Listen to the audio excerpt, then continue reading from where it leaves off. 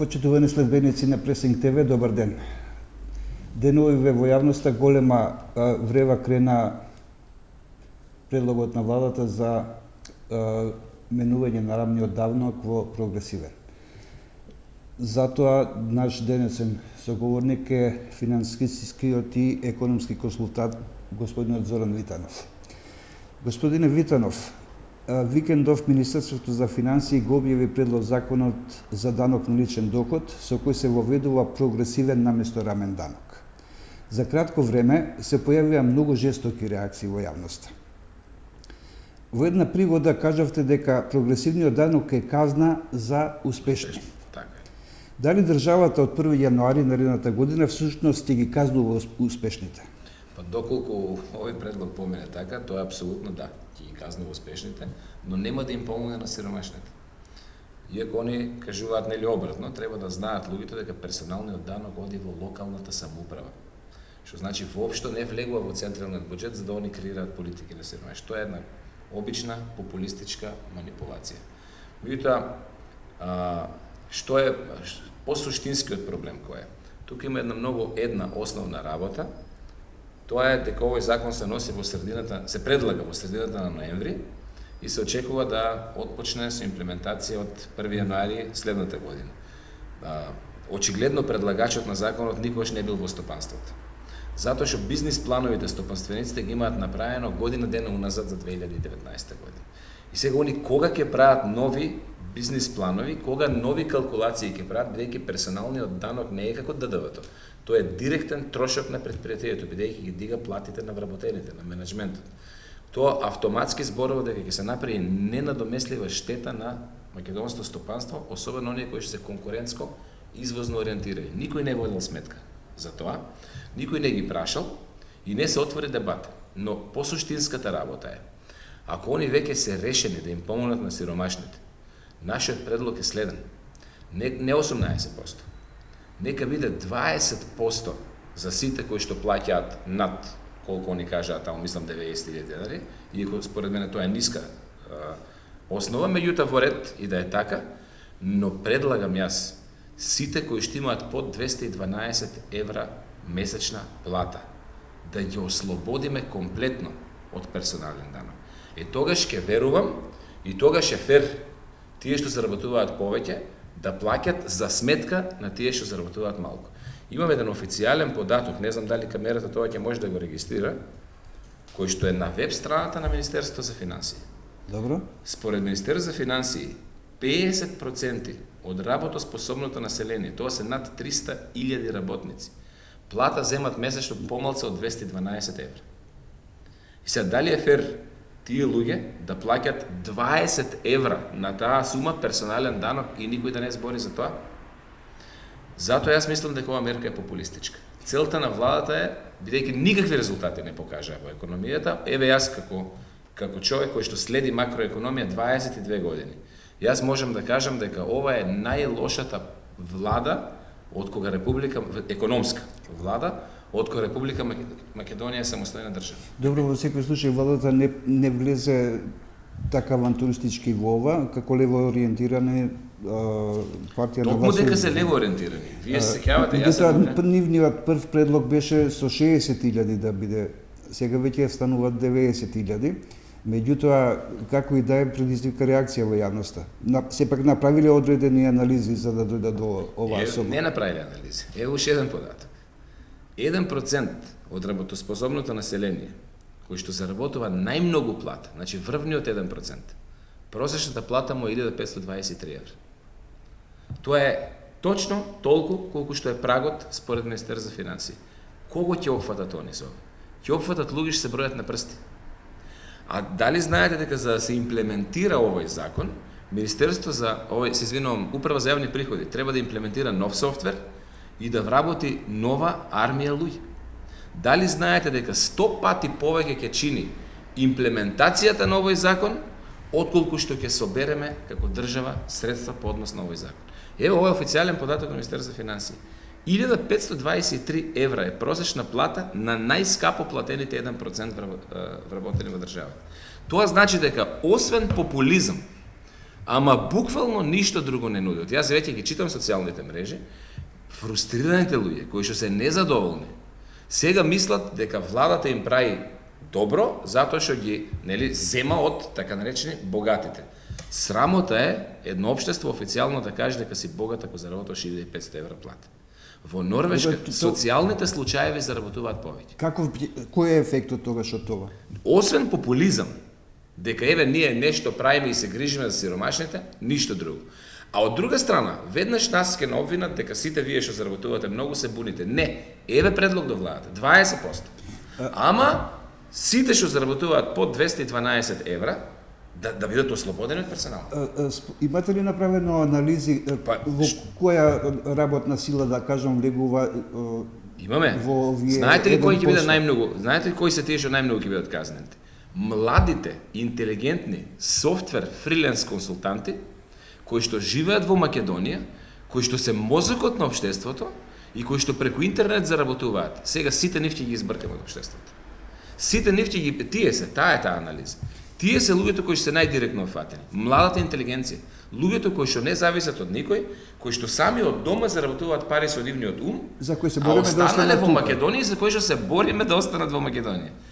Ова ми личи дека некој намерно сака да целосно да ја уништи македонската економија или не знае што прави, а не знае дека не знае, како слон во стакларница. Значи, или е сосема злобен, што не верувам, или од што не разбира, прави штета како што слон кога ќе внесете во стакларница. Дали според вас? Затоа барам дебати. Јас неколку пати му предлагав на министерот, лично на Вибер му праќав, да ме покани како асоциација на менаџери, нас да не покани.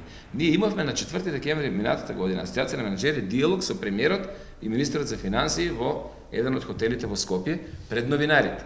Ние ги образложивме аргументите, министерот за финансии не образложи аргументи. И премиерот вети дека поради овие аргументи он тоа ќе го одложи и ќе отвори серија дебати. Сега сме повторно декември уште малку, значи помина 11 месеци и 3 дена.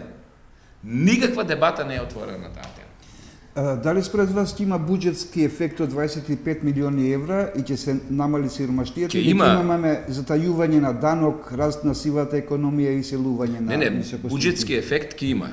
Ќе ги платиме лубрикантите. Значи да не се секира народ, лубрикантите ќе бидат платени и толку.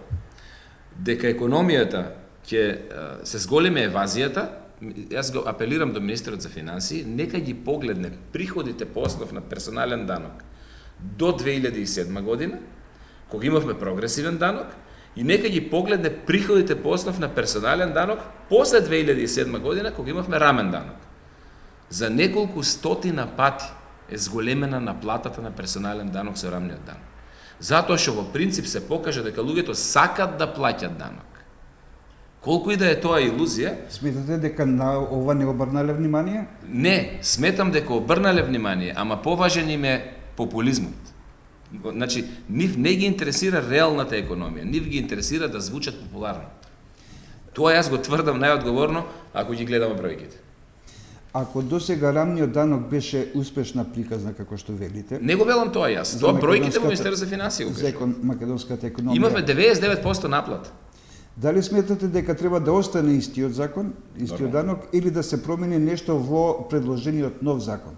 Еве што предлагам јас. Значи, ако веќе владата не сака да... За мене најдобро е да остане истиот закон.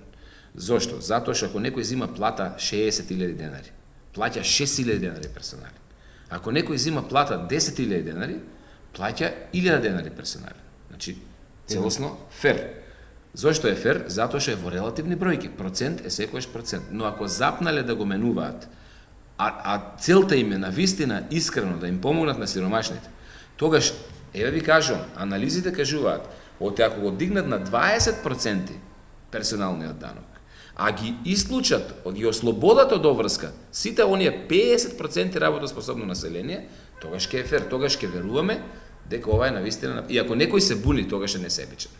Бидејќи навистина имаме сиромаштија и навистина богатите треба, успешните, да ја покријат сиромаштијата.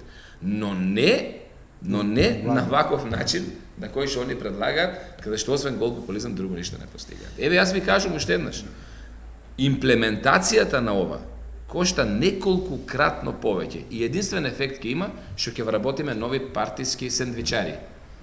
сендвичари во смисол на карактерна особина, не на бизнис. Луѓе кои што јадат сендвич за да дојдат на митинг за одредени политички партии. Нели ние се боревме против таквата политичка опција. Оти сега тие луѓе ќе се вработат во УЈП и ние нив само ќе ги платиме со оваа имплементација, ништо друго, ама ништо друго.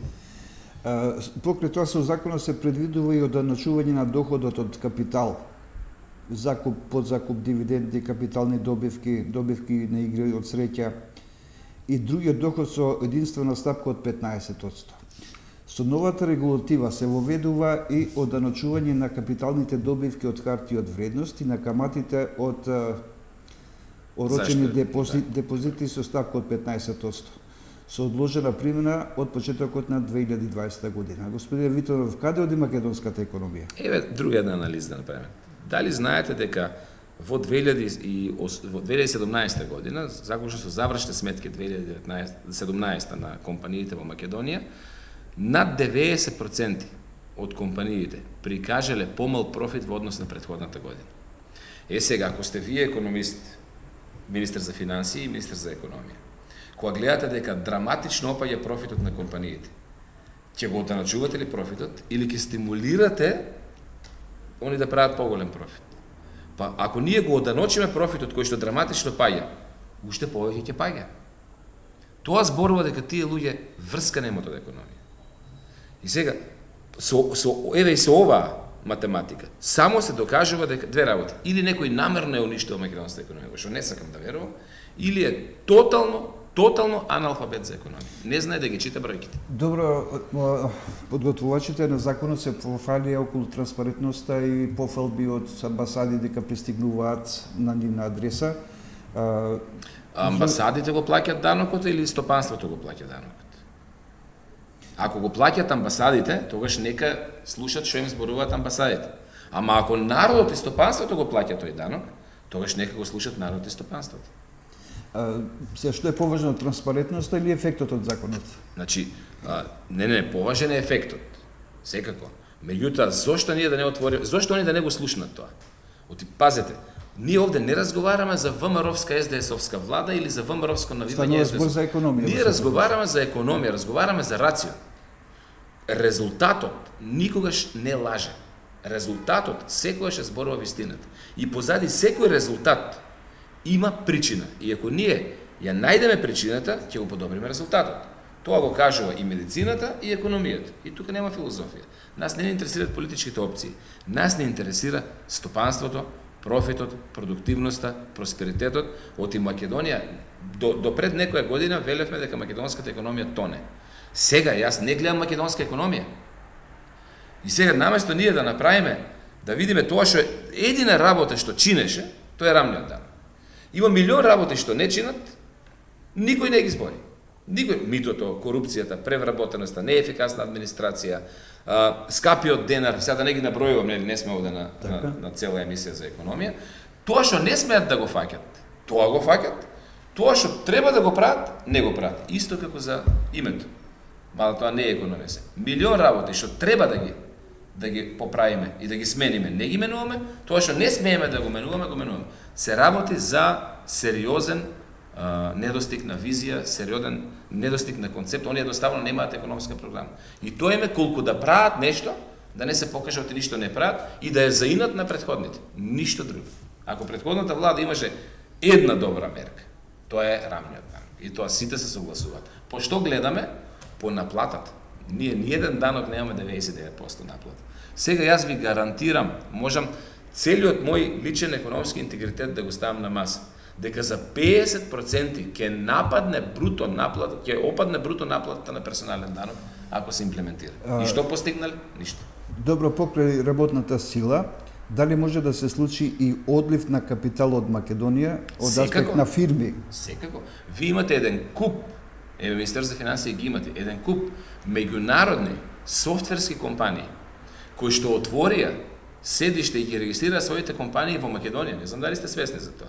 Имаме неколку илјади млади луѓе кои што се вработија токму заради тоа што овде имаме рамен данок и што имаме фер одначување. Сите тие до една ќе се заменат од Македонија дента кога ќе се имплементираат. Имате представа за колкав број работни? Од прилика се работи за 8.000 млади софтверџи кои што се вработени за странски фирми во Македонија и работат од Македонија. Па подобра мерка за да се спречи одлевањето на мозоците од тоа јас не сум видел во Република Македонија од кога постои државата. И сега тие ќе бидат на удар. И ако тие луѓе на нас ни сметат, тогаш ние имаме дефект. Доаѓаме до заклучокот, дојдоа дивите и ги избркаа питомите. Тоа е овој закон.